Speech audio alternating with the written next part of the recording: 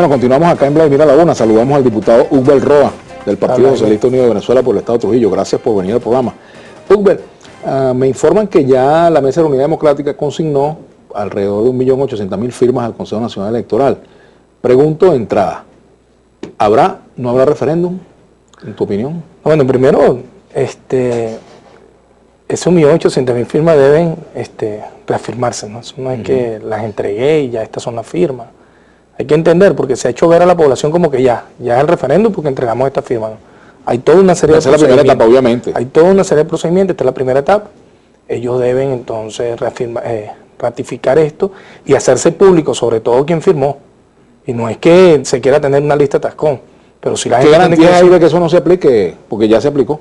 No, bueno, yo creo que hay una madurez en la democracia venezolana y yo difiero de mucho de eso, Vladimir, porque aquí se habla de que antes el que firmó, aquí en todo caso, si un gobierno nunca pidió si firmó o no firmó para que le entregaran una casa, una pensión, revisa.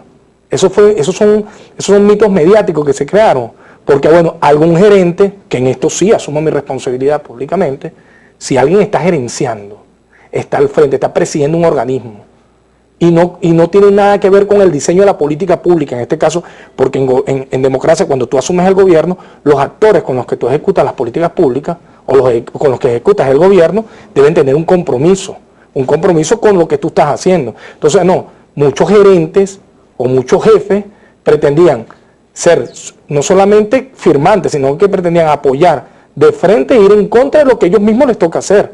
Es decir, eso es otra cosa. Nosotros no estamos hablando a aquella persona que firma, bueno, vaya y ratifique, diga que usted fue el que firmó. Perfecto, aquí nadie votaron porque firmó. Eso es una mentira que han querido diseñar. Mira, tú revisas en la Gran Misión Vivienda de Venezuela. Creo que hay muchos testimonios en sentido contrario, Hugbert.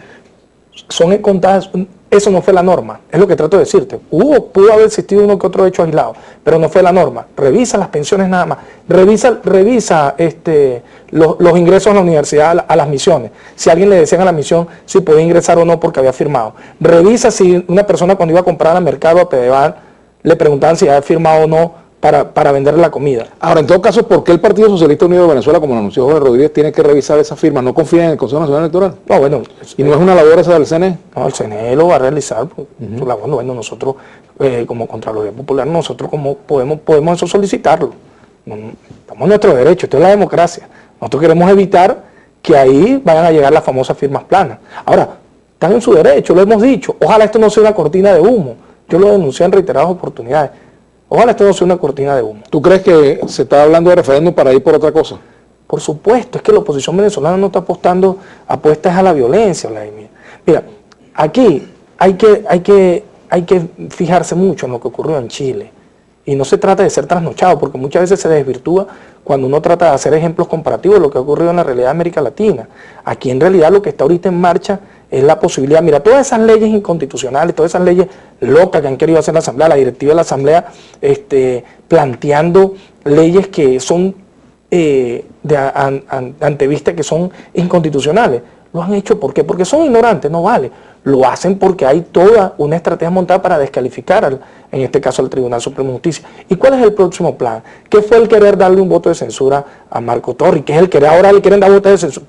Prostituir los votos de censura. Darle votos de censura. Pero ¿por qué un ministro no acude al llamado de la Asamblea Nacional cuando es citado a exponer? Si tienen la razón, si han hecho las cosas bien, ¿cuál es el problema? Se estableció todo un mecanismo cómo hacerlo.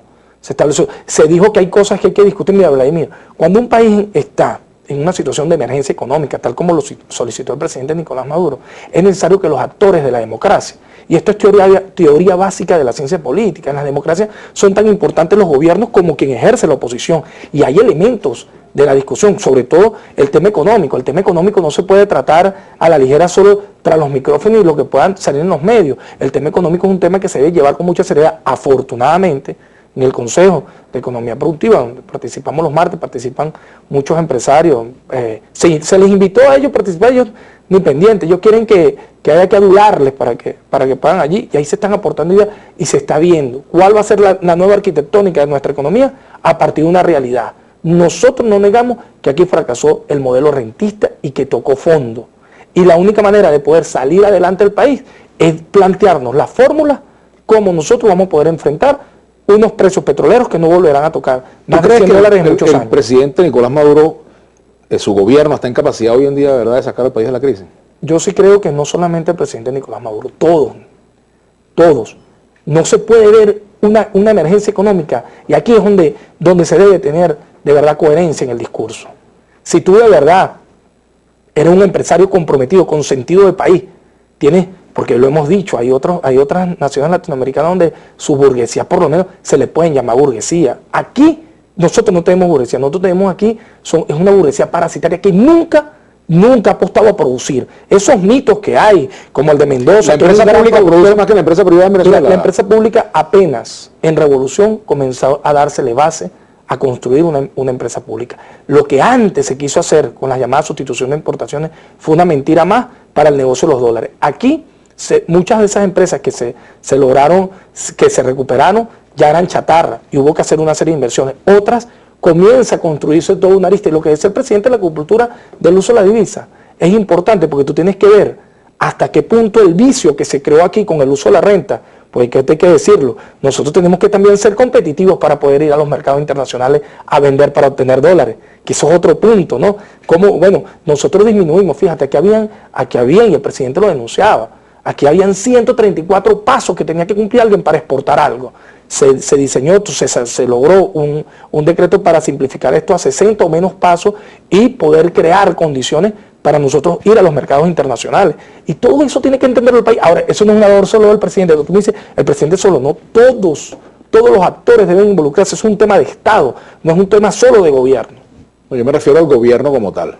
No, el gobierno por supuesto que tiene la disposición. Si no tuviera el presidente la posibilidad de hacerlo, no estuviera sentado con estos actores todos los martes, no estuviésemos discutiendo y buscando mecanismos. Ahora, decía el diputado Luis Lipa que, por ejemplo, eso que dijo ya el presidente, que si la oposición llegara a tomar el poder, aquí él llamaría a una insurrección o llamaría a la desobediencia, a una resistencia.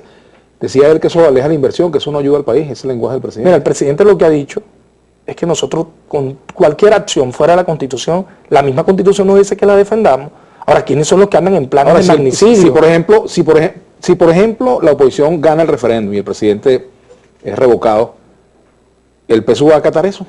Mira, primero que esto hay que también decírselo al país, de darse el referéndum, de cumplirse, porque no es que van a presionar, no es que pretendan, porque ¿cuál es el plan de ellos? Lanzan la idea del referéndum, saben que eso, de ellos lograr todas las fases, el referéndum debería estarse realizando por allá a finales de enero, mediados de enero, finales de enero, y entonces, igualito, si a ellos se le diera, en el supuesto negado, que se le diera todo el plan, igualmente, ellos no pueden asumir, ellos no es que se les va a entregar al gobierno, eso no es así, hay unos pasos, es el vicepresidente quien culmina el mandato.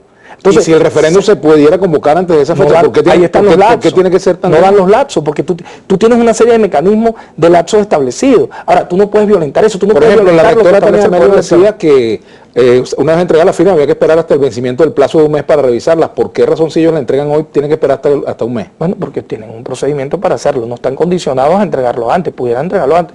Pero tienen ese lapso. Tú no puedes condicionar las instituciones, Vladimir. Y eso es lo que pasa. Aquí se ha pretendido que porque ellos puedan estar movilizándose, eso quiere decir que, bueno, aquí las instituciones tienen que entregarse y tienen que tomar las decisiones que ellos deciden que se deben tomar. No es así. Hay unos procedimientos, hay unas normas establecidas en el reglamento de normas, promoción y divulgación de lo que es el referendo revocatorio establecido en el 2007 por el CNE, y está el artículo 72 de la Constitución que lo dice claramente. Ahora, ¿ustedes están conscientes de las implicaciones que tendría, por ejemplo, el que se vayan a tomar medidas que posterguen indebidamente el proceso de referéndum, desde el punto de vista del costo social, del costo político que eso puede traer, el compromiso que eso puede implicar para la paz social en el país? No, nosotros lo que estamos conscientes es que hay un grupo... Pues, por ejemplo, si a la oposición se le reclama, y yo estoy de acuerdo, la oposición tiene que actuar dentro de la Constitución, pero si la oposición está actuando dentro de la Constitución, cumpliendo con unos requisitos, y luego se pretenden crear normas para dilatar la ejecución de un referéndum, pues... Mira, Vladimir, se está incitando. ¿Quiénes son los que quieren alterar constantemente las cosas aquí? Te voy a poner un solo ejemplo. El presidente cumplía el 14 de abril, los 3 años. Desde enero empezaron a pedir la fulana planilla. No vale, tú tenías que esperar hasta que se cumpliera el lapso. Se cumplió y automáticamente a la semana el CNE entregó la planilla. O sea, lo que yo trato de decirte es que siempre la oposición venezolana, uno de los grandes problemas de nuestra democracia es que no hay una oposición de verdad que crea en el sistema. ¿Qué es lo que ha hecho siempre? Estos diputados que el 6 de diciembre fueron proclamados por el Consejo Nacional Electoral. Ellos, ¿qué es lo que hacen? Cabildeo para desprestigiar y nunca reconocer las acciones del Consejo Nacional Electoral. Al árbitro nunca le dan el puesto que históricamente ha tenido el CNE y que sería irresponsable decir que nosotros no hemos tenido un CNE a la altura de lo que ha sido la democracia venezolana.